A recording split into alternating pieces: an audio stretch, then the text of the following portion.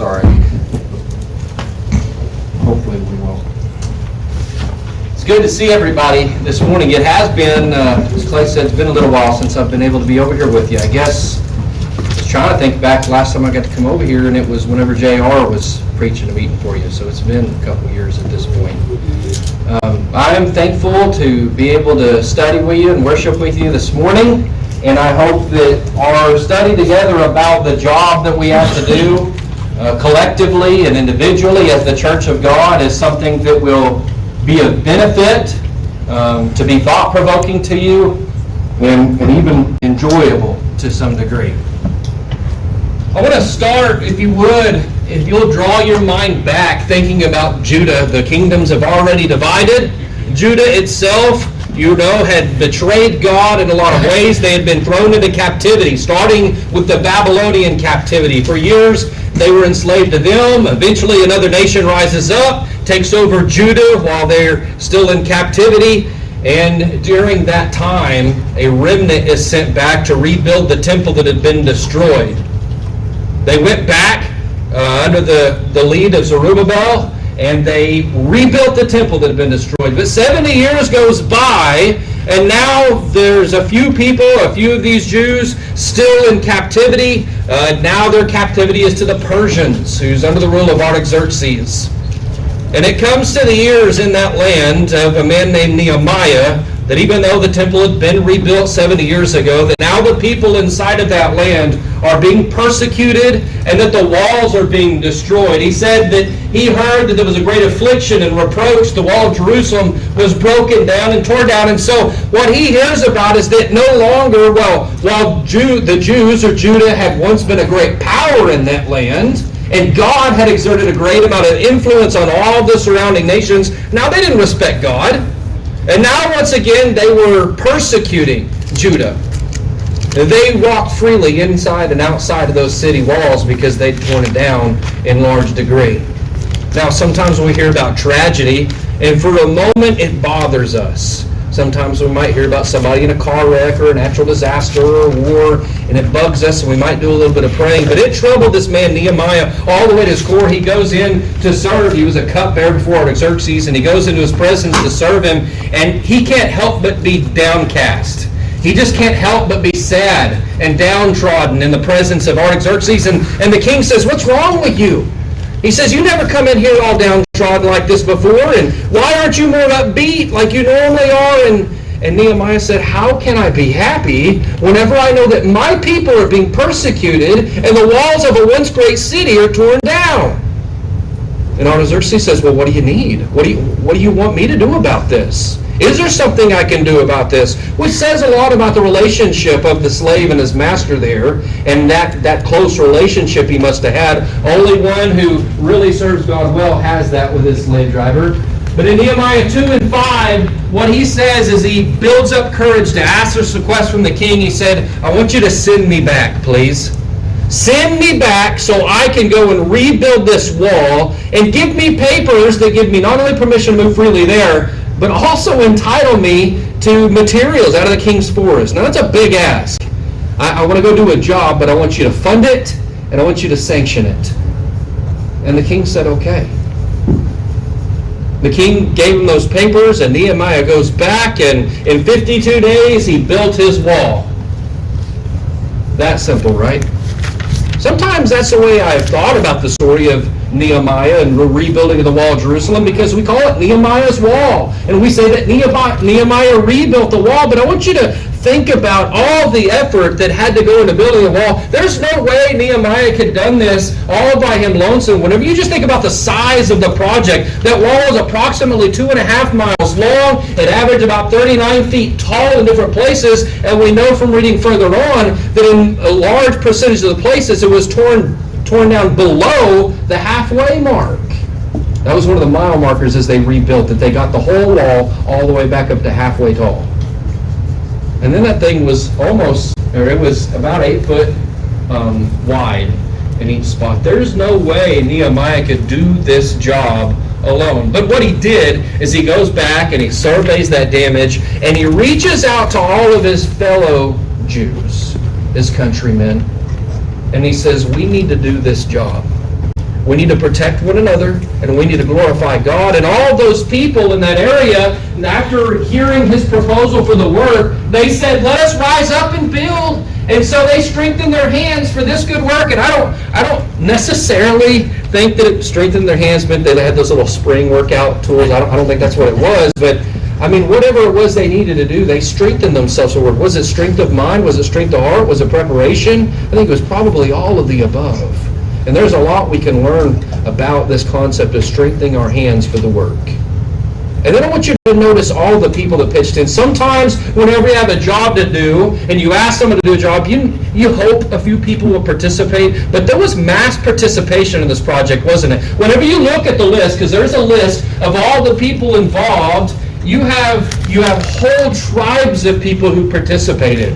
There's some individuals listed here, but you have all of these people gathering together, and there's a list of, I think it's about 42 different individuals listed, some of them doing multiple jobs. But if you think about building a wall, or if you're going to build a wall today, generally you're either going to do that yourself or you're going to go hire a professional, right? That's what we hire a professional.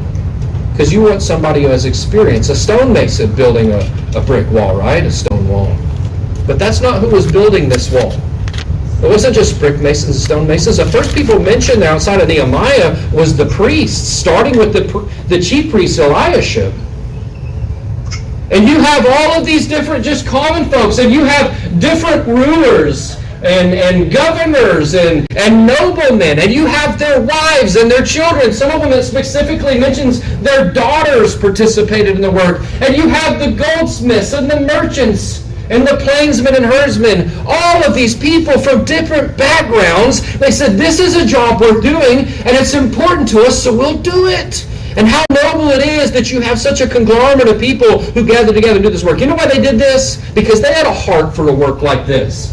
In Nehemiah chapter 4 and verse 6, he said, so we built the wall, all the wall was joined together, the half thereof, there's that milestone I was talking about, for the people had a mind to work. And that word mind there, the idea behind it is the will or the heart for work. You ever seen somebody with a will to work? A heart to work? I've known some people who I just thought, I've always felt like I was a pretty good worker. I know if I didn't, I was going to be in trouble with Dad. But there are some people I've watched work, and I just thought, my goodness, they could work me, they could work me into the shed, And I was working with a guy y'all know very well. I won't call him by name, but he goes to church over there at Aurora. And one time we were going to do some plumbing together for a brother over there, and I was late that morning, and I said, hey, dude, we got 40 foot to dig. Don't try to do all that on your own. I'll be there just, and I'll help out. I got there 30, 40 minutes late, and that dude had that ditch about dug. And I just went, my goodness, this dude is a worker. 52 days they built this wall, and there's some other things we'll talk about. You know why they were able to do this and why so many people pitched in? They had a heart for this work. They had a mind for this work. And nothing was going to stop them, Nehemiah and all of these people as they participated. And it wasn't just this work where they could just block out a couple of days and they had a lot of freedom and they could just do this work unencumbered. There was all of these things that popped up along the way. There was hardships for them. Part of it was danger and intimidation and conspiracy. There were people trying to kill Nehemiah and assassinate him the whole way through. They were worried there was going to be an attack at any time. You know what they did? They didn't let this obstacle derail the work that they were supposed to do. You know why? They had a heart for the work. So instead of letting these fears and these conspiracies derail them, they took care of them. You know how they took care of it? They worked with their tool in one hand and the weapon in the other. They worked in shifts. Somebody was working and they were watching at all hours. They took turns working and sleeping, trying to rebuild strength. They took that obstacle on and they kept moving forward. There were other obstacles. There was hunger and oppression and fatigue. In fact, there was one place where the mothers, they cried out, they said, look at our children. They're working themselves till their skin and bones.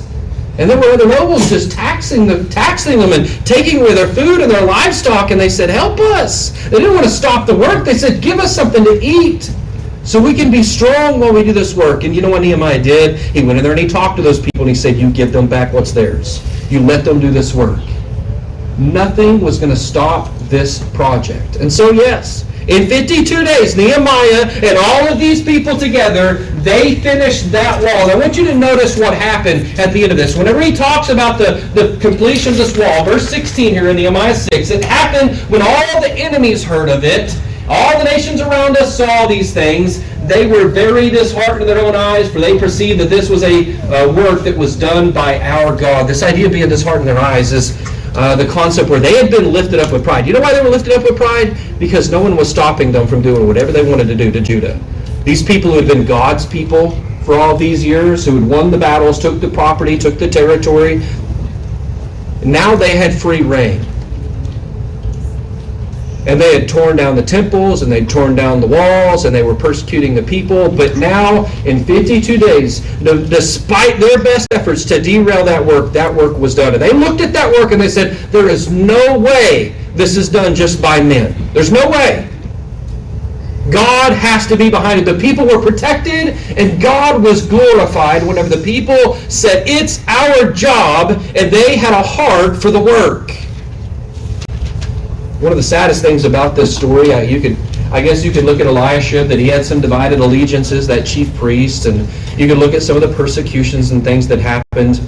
But one of the saddest things, as I look at this story, is I could go through this list in chapter 3, and you find all of these people who participated in the work. In fact, the Tekoites, there, I have that times 2 by them. It means that they didn't just do the first job, that later on there was another job that came up and they said, we'll do that too. You know, sometimes with your kids you tell them, do this, and you expect there to be a whole progression of things. You know, take out the trash, and then we know lining the trash can comes later, or what have you.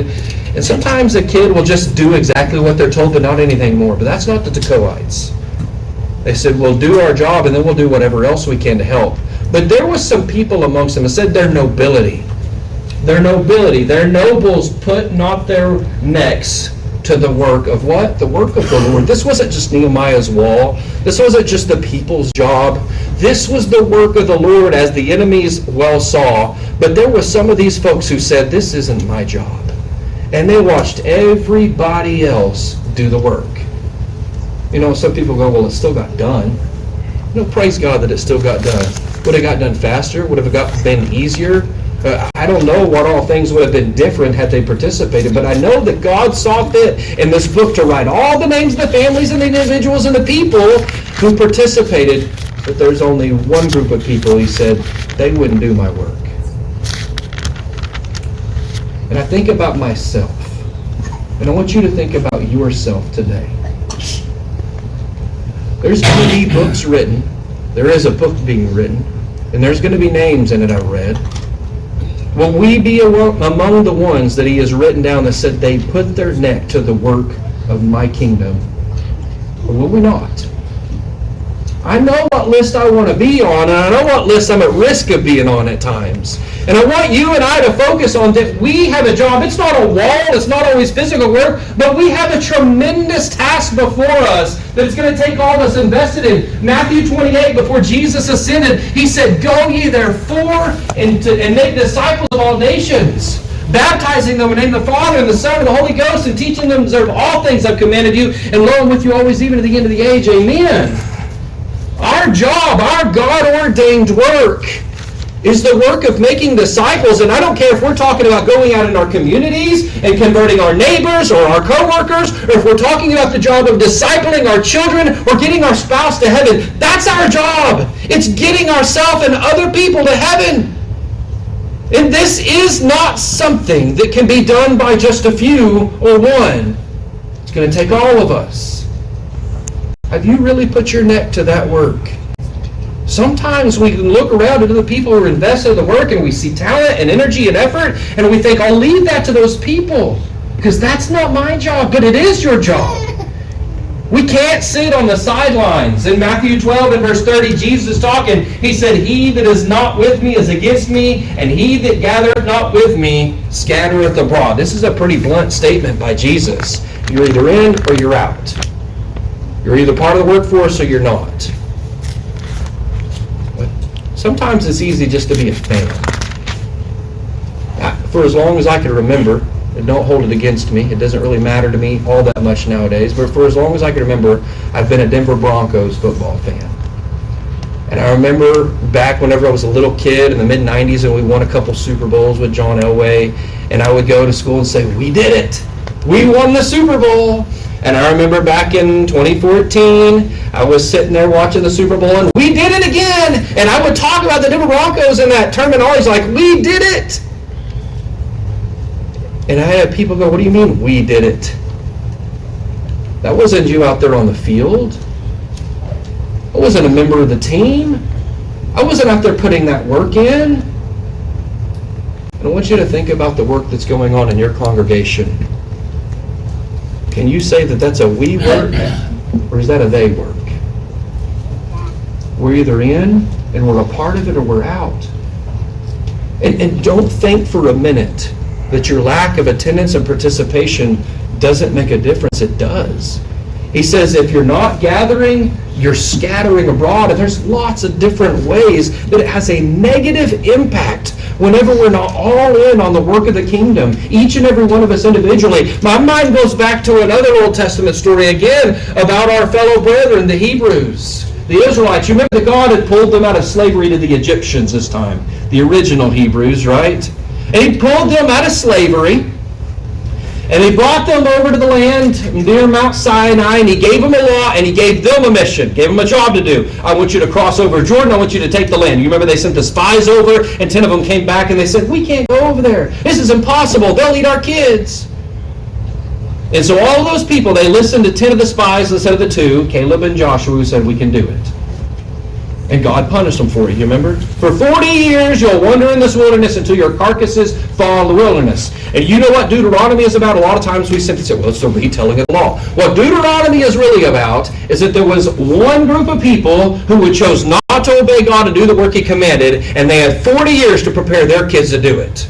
They'd train them for their job.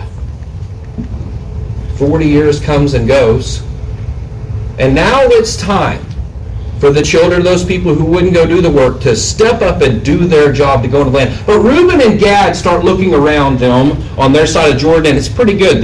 He said, look, I mean, this land over here on this side of Jordan, it's good for raising cattle, and we've got cattle.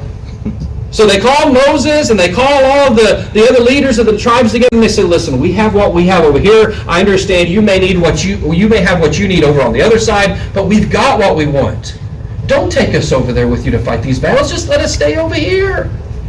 Can you imagine that? Moses hearing that? Can you imagine that? Of watching your parents pass away outside of the land of promise, teaching you all these years what your job is, and then you won't go do it? Think about the repercussions, Moses said. Numbers 32, verse 6, he said to the children of Gad and children of Reuben, will your brethren go to war, and shall you just sit here?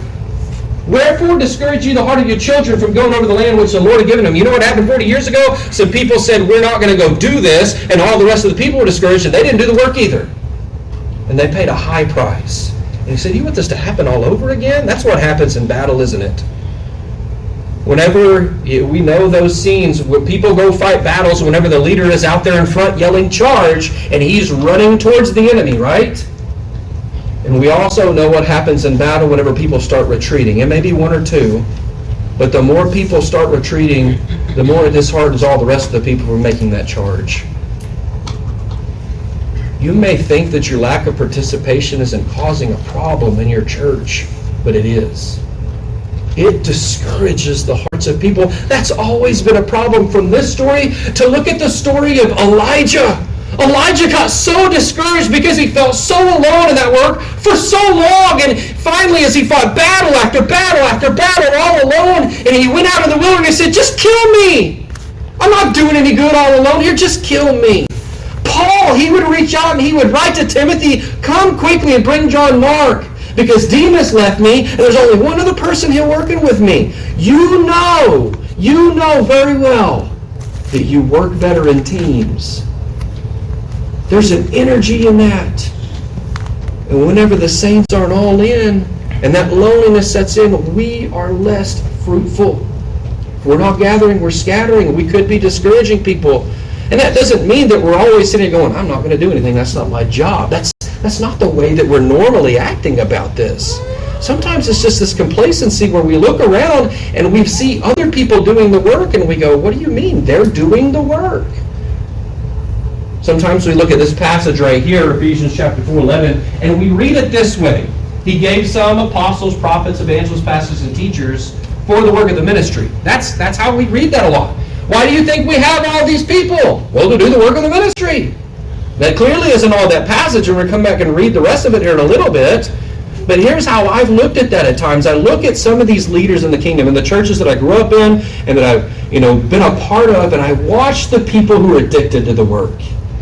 I watch the ladies who are bringing the meals to potluck every time. I watch the ones who are setting up before church. I watch the ones who are doing the Bible studying, the ones who are teaching and the song leading, and the ones who are ministering to people and visiting the sick. And I watch those people are doing the work, and I get complacent. I go, they're doing the work. And I'm grateful for those people. But in essence, what I essentially do without ever purposing it is I sit back and I let them do all the work because they've done it, they'll always do it. And I've said just by my lack of effort, that's their job, not mine.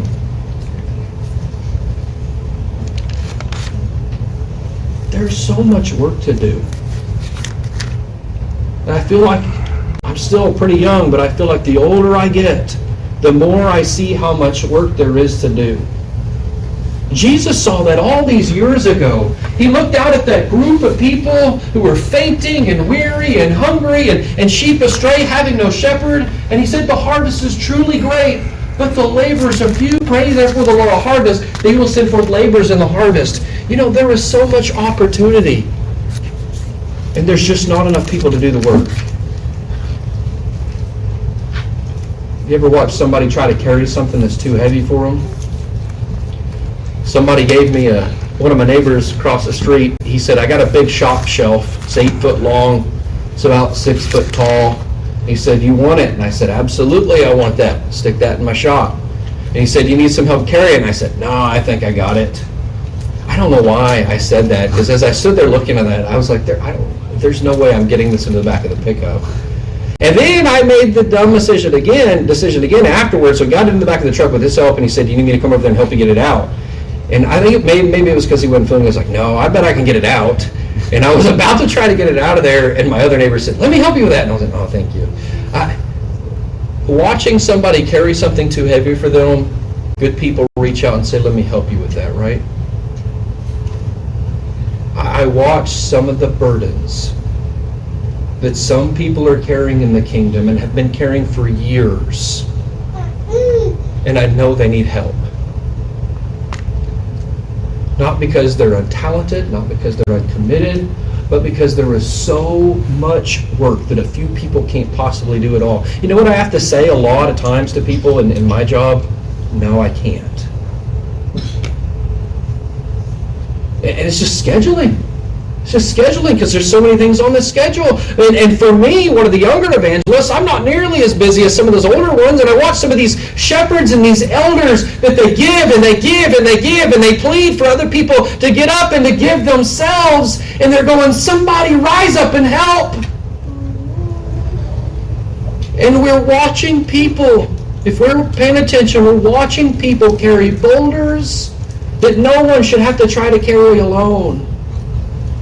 This is about helping with the work and making sure that everything gets accomplished that can be accomplished. Because without everybody working, some work is slipping through the crack. Some soul is slipping through the crack. Some opportunity is not being taken advantage of. We don't just need the Nehemiahs. We need everyone. We need everyone to invest. Look, it's easy for us to want salvation. To want it for me. I want salvation for my soul. I don't want to have to answer for the sins that I've committed.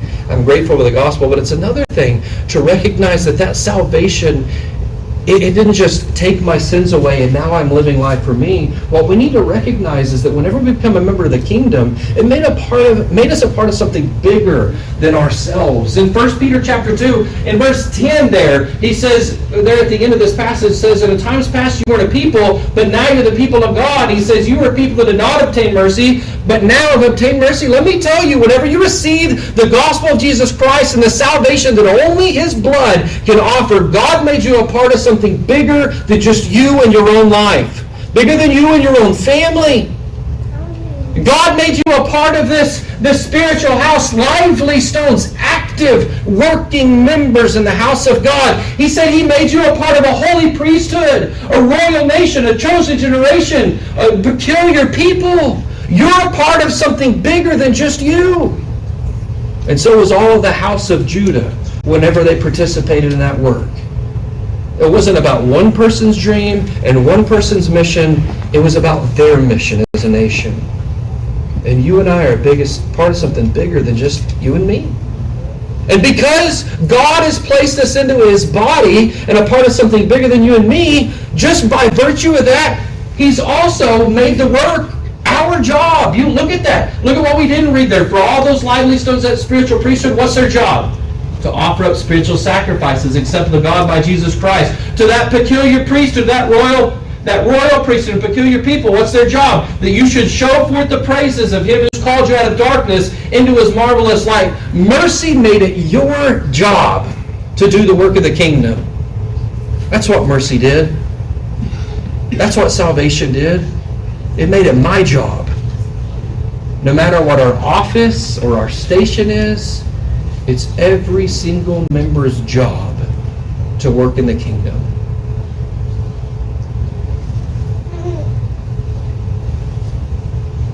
And I guess the question I have to ask myself, that we all do, is am I really converted to this mission? Am I really sold on this idea that it's my job? You look from the very beginning, there were people who thought that they were all in and truly converted, and they weren't. You remember old Peter, before Jesus' death and resurrection, where Jesus looks at him and He says, when you're converted, strengthen the brethren. And Peter goes, I'm all in already.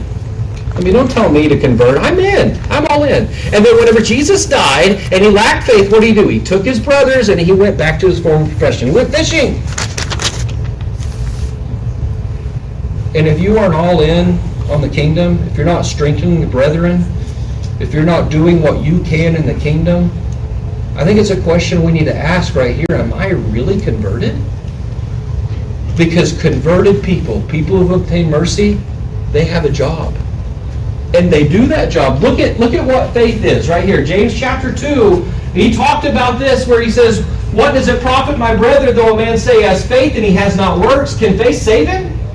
In verse 17, even so faith, if it hath not works, is dead, being alone. Yea, a man may say, thou hast faith, I have works. Show me thy faith without thy works, and I'll show thee my faith by my works. Now, we're not talking about earning salvation. What we're talking about is converted people. People who have faith, they work. Because their faith compels them to do their job and to play their role in that spiritual house, in the kingdom. Part of something bigger. That's what faith does, real faith. It compels us to work. And that work is an evidence of that faith, of that conversion, of that mercy, of that joint effort, of being a part of something bigger than ourselves. Now, what I wasn't trying to do a while ago in talking about these other people and these other roles is to say that all of the roles aren't important. We'll talk about that in a minute. But we need people whose faith compels them to work. We need people who have a heart to serve. If I'm just living for me, I'm not going to do the work. And we have to look to Jesus. Jesus was a perfect example of this, right? Whenever all the people, even his own disciples, were looking around, looking for opportunities that they would be served and they would be lifted up and they would be glorified, Jesus takes a step back and he says, stop it. You're not going to be like everybody else in the world that exercises authority on your brethren. He said, among you it won't be so, but whosoever among you will be great, let him be your minister in verse 26. Let him be a servant. And Jesus was that servant. We need people with a servant's heart. That's why those people worked. They had a will and a heart for the work. Why? They had a heart to serve. They had a heart to give what they had. And we need every role invested in that. Back to Ephesians 4 that we were talking about earlier, I wasn't trying to diminish and say that and I know we don't have the apostles and the prophets anymore. Those offices and stations have passed away, and we still have the evangelists and the pastors, elders, synonymous terms there, and the teachers. Look, we need them to do their job. In no way will I go as I try to diminish the work. You know what we need? We need us evangelists to make full proof of our ministry, to be good soldiers, and to do our work, and to preach the word, and to be instant in season and out of season. We got to do our jobs, and we need elders who will take oversight of the Lord's church as God commanded them to not be lords over God's heritage, but to be examples and servants. We need teachers who are going to seek to excel for the edification of the church. We need all of them to do that role, but the idea of Ephesians 4:11 and verse 12 is not that only these people were given for the work of the ministry. The full teaching there is that he gave these different offices and roles for the equipping of the saints for the work of the ministry. Because they don't need to be the only ones doing the work, right? Because they can't possibly do all the work. Are you equipped for the work? That's a question I got to ask myself. What am I equipped to do? What am I not equipped to do? And if you look around and you see some work being done by any of the other roles around you, people who are active, and you go, I can't do that. Go get equipped. Join yourself to those people. Ask someone with experience to teach you. Ask if you can just join along and watch, to be a fly on the wall, whatever it is. Let yourself be equipped for that work. Because here's what we can't have in the kingdom. We can't have specialists. It just won't work that way. If Brother Scott is the specialist teacher, I use this in a positive way. If Brother Scott is your specialist song leader, and no one else learns to lead songs, who's going to do it when he's gone? If Brother Chris is a specialist evangelizer, preaching the gospel, and no one else is equipped to give the gospel, who else is going to give it when he's gone? Who's going to give it when he's here and he's busy? See what I mean? We all need to be able to equip ourselves for the work of the church, because the church is not just the apostles, prophets, evangelists, pastors, and teachers. The church is the entire body, and everybody's work in the body is important and invaluable. Continuing with that context, he says, speaking the truth in love may grow up into all things in him who is the head, Christ, for whom the whole body, joined and knit together by what every joint supplies, according to the effectual working by every part does its share, causes growth of the body for the edifying of itself in love. He's saying that every part has a function to play. You have a function to play. It is your job. Maybe not every job inside the kingdom is your job, but you have a job and you have a function, and it's important. And the body is only healthy when every member of the body is doing what it can, providing what it's been trained to do, providing what it has a talent for. And it's only then that we start closing the gap on what can be accomplished. And it's only then that we're really going to be as efficient and effective as we can in the kingdom. You think about this picture, I'm going to venture up here on the stage for just a second. You think about this picture, and you just think about one person preaching the gospel. And now one person preaching the gospel, is it capable? Is it a capability he can take 3 people and he can teach them the gospel, and they can obey the gospel, and maybe he can disciple 3 people? I'd say that that's pretty good potential for a man to do that in his lifetime. What about one man going and having to take 9 people? I can't count that. I should be able to know. 7 people. 7 people. Can he convert them and make disciples out of them? What about when it's a whole group? What about when it's 100 or 2,000? It's too much work. But when every person is converted, is then equipped to do the work of the kingdom, 3 people can take 7 people on and make them disciples a lot easier than 1. 7 people can handle a group of 25 people a lot easier than just 1 or 2. We are stronger as a body. Nehemiah was needed to come in there and rally the people and say, we can do this and we should do this, but he couldn't do it all alone. He had to have all the other people, all the families and the fathers and the mothers and the daughters and the sons up on those walls, and the jewelers up there with hammers, sweating by the sweat of their brow, and the priests out from behind those books, sweating by the sweat of their brow and working. Everybody had a role. Everybody was important. And that's the only way they accomplished that wall in 52 days. Everybody did their share. Everybody saw it as their job. We need the whole body engaged. We need you engaged. We need people who are going to put the kingdom first. You know this passage, Matthew 6:33, but seek ye first the kingdom of God and his righteousness, all these things will be added to you. Take no thought therefore for the morrow will take thought for the things of itself, sufficient to the day is the evil thereof. And that concept in there is just put the kingdom first. He talked about like the most important aspects of life, the basic necessities that we need to survive before that. And he said, if you put the kingdom first, you'll be okay. In Christians, we say, amen. Seek the kingdom first. Unless we got family in town. And we say, amen. Seek the kingdom first.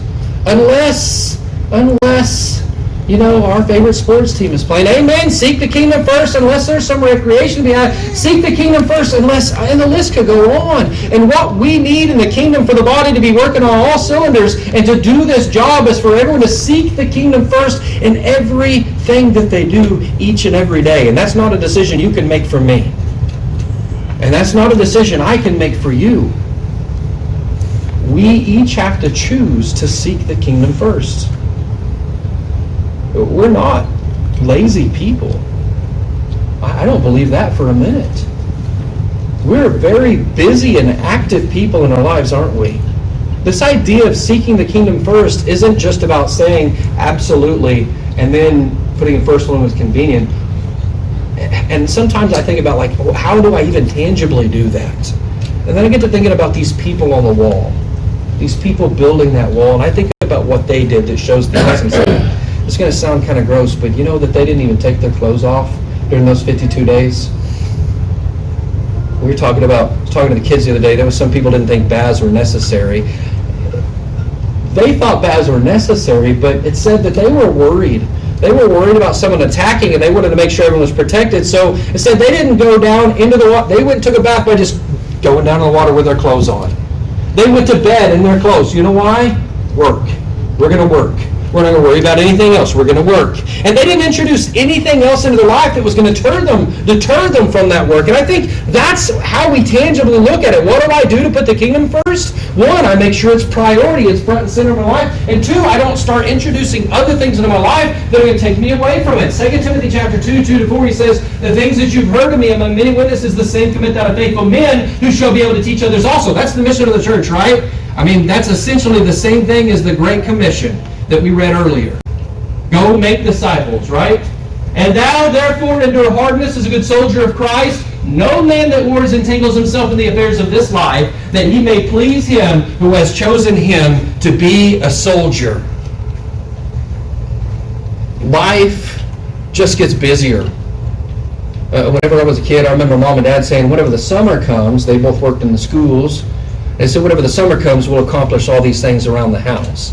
And I guess it never really got all that less busy in the summertime, because there were a lot of things that went kind of undone. I'm not mocking Mom and Dad there. And then I thought I was busy whenever I was 19 years old and I was out on my own for the first time and had some more responsibility. I was busy. And then I thought I was busy whenever I got married, and now, you know, I have someone else that I got to take care of. And then I thought I was busy when I had my first kid. I thought I was busy when I had my second kid. I thought I was busy when I was 30 years old and had work in the kingdom. There is never going to be less responsibility in your life than you have right now. We understand responsibility only grows as we age, right? So why is it us Christians who have the most noble responsibility of anyone in the world to make disciples, to save souls, why is it that we insert all of these other little things into our life that just detract us from doing the work? No man who wars entangles himself in the affairs of this life. And I beg you today, if there is something preventing you from having enough time from doing the work of the kingdom, eliminate it. Cut it off. Eliminate it. And don't look backwards. Because there is a noble work to do, and there are people who are counting on you. And there are people waiting for you to step up. There are people waiting for you to throw it by the wayside and say, I'm here. What can I do? I'm here. Teach me so I can do more. I'm here. Let me share some of that burden. There are people waiting for you to look at that mission of the cross and to get some tunnel vision. We often use tunnel vision as a negative connotation, but that's what Jesus did, wasn't it? That's what Jesus has always had for you and me, is tunnel vision. As much as the focal point for you and me ought to be the cross of Christ Jesus, it always was for him too. Because before the foundations of the earth, before he ever said, let there be light, and there was light, before he ever formed man out of the dust of the ground, God made a plan for his Son to go to the cross and to save their souls forever. And for all of eternity, that's all he's focused on. Every single thing he's done was to get to the cross to save your soul. And then he comes in the flesh, Emmanuel, God with us, and he gives a life where he's serving. A concentrated dose of work, 3 years, right? You don't think there was an urgency in Jesus during that time? He's 12 years old, sitting at the temple where his parents are looking for him, and he goes, don't you know I need to be about my Father's business? This dude was glued in. He was keyed in. He had tunnel vision. And he looked at his disciples and he said this about his life and his service while he was just here in the flesh. John 9, 4-5, he said, I must work the works of him that sent me while it is day. The night comes when no man can work. As long as I am in the world, I am the light of the world. Jesus knew what his job was. Jesus was committed to that job. Committed with every last drop of blood that he had to the job of sacrificing himself for you and your eternity. Jesus gave his eternity to you before and since, and has committed it as long as forever will go. But while he was on earth, he said, I'm going to do everything I can right now. Because there's a time coming when I won't be able to anymore. And that time will come for all of us, eventually. We need to stop living like we've got plenty of time to make good on this responsibility. That we got plenty of time to finally step up and make it our job. We need to understand that we are laborers together with each other. We're lively stones. We're a royal priesthood. We're a holy nation. We're a peculiar people who've been called out of darkness into light because of his mercy, that we shine forth his praises. And that we would cause men to glorify us, that we will be defenders of one another's salvation, that will exhort one another daily while it's called today, lest anyone be hardened to the deceitfulness of sin, that we will bring his gospel and hold out that word of life to the world as a light that is shining in our communities, because we are laborers together with him. And it is our job, and it will always be our job for as long as we live, until the night comes and there's no more job to do. And if you need help stepping up, if you need help in some training, if you just want to give more to make the work of this kingdom your job, please let us know. Sit on this front seat while we're led in this invitation song. Number 888.